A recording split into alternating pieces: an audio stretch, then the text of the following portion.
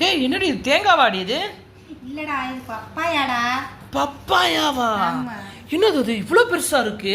சந்தையில வாங்குனேன். சந்தையில வாங்குனியா? எங்க அந்த பல்லாவரம் சந்தையிலயா? எங்க கையில தூக்கி காட்டு. யோமாடி பா ஃப்ரெண்ட்ஸ் பாருங்க எவ்வளோ பெரிய பப்பாயா.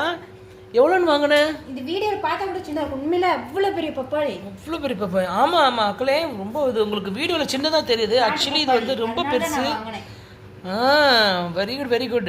இது எவ்வளோன்னு வாங்கினீங்க? 100 ரூபான்னு வாங்கினேன். 100 ரூபாவா? ஆமா நான் கடைக்கு போன வாரம் போய் வாங்கினேன்.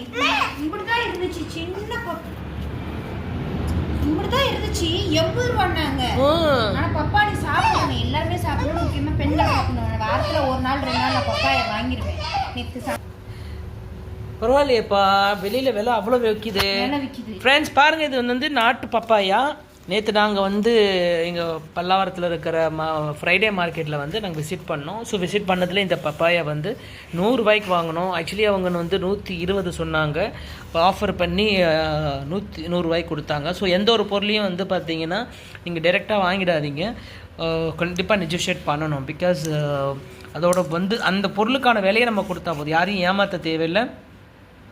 ஓகேவா? யாரையும் ஏமாற்ற தேவையில்லை. அந்த பொருளுக்கு என்ன விலையோ அதை நம்ம கொடுத்தாலே போதும். சில டைமில் வந்து எப்பவுமே வந்து அவங்க நமக்கு வந்து நம்ம ஆஃபர் பண்ணுறதோட ஃபஸ்ட்டு அவங்க ஆஃபர் பண்ணுற ப்ரைஸ் நம்ம வந்து வெயிட் இது பண்ணணும். ஏன்னா நம்ம எடுத்தோன்னா 120 சொல்லிட்டோன்னு வச்சுக்க 110ன்னா ஓகே 110ன்னு முடிச்சிருவாங்க. பட் அவங்க எவ்வளோ ஆஃபர் பண்ணுறா நம்ம வெயிட் பண்ணணும் அவசரப்படாமல். ஸோ எங்களுக்கு நேற்று அவங்களே எங்கள் 100 ரூபா 100 ரூபா ஆஃபர் பண்ணாங்க. எங்களுக்கு இது சரியாக ஆமாம் இது சரியாக இருந்துச்சு பார்க்குறதுக்கு. ஸோ நாங்கள் அதை இது பண்ணிட்டோம்.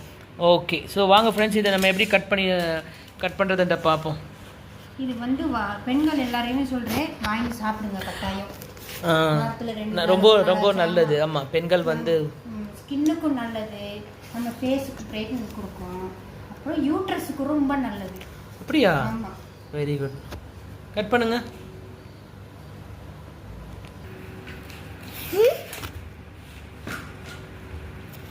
உண்மையிலே நாட்டு பப்பாளி தான். அவ்வளோ விதை இருக்குது. ஆமாம்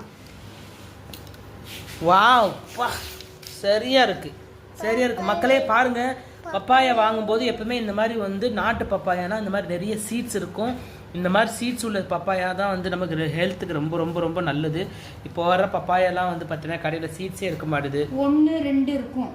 ஆமாம் இல்லைன்னா இருக்கவே இருக்காது. ஆனால் சப்புன்னு இருக்காது. ஆமாம் டேஸ்ட்டும் இருக்காது. ப்ளஸ் ஹெல்த்துக்கும் அவ்வளோ பெனிஃபிட்ஸ்னு சொல்ல முடியாது. ஏன்னா நாட்டு பப்பாயில் எந்த பப்பாயில் வந்து சீட்ஸ் அதிகமாக இருக்கோ அதுதான் நல்லது. ஸோ மக்களே நீங்களும் வந்து இதை வாங்கி சாப்பிட்டு அதோட ஹெல்த் பெனிஃபிட்ஸ் வந்து அனுப்புவீங்க. Thank you friends.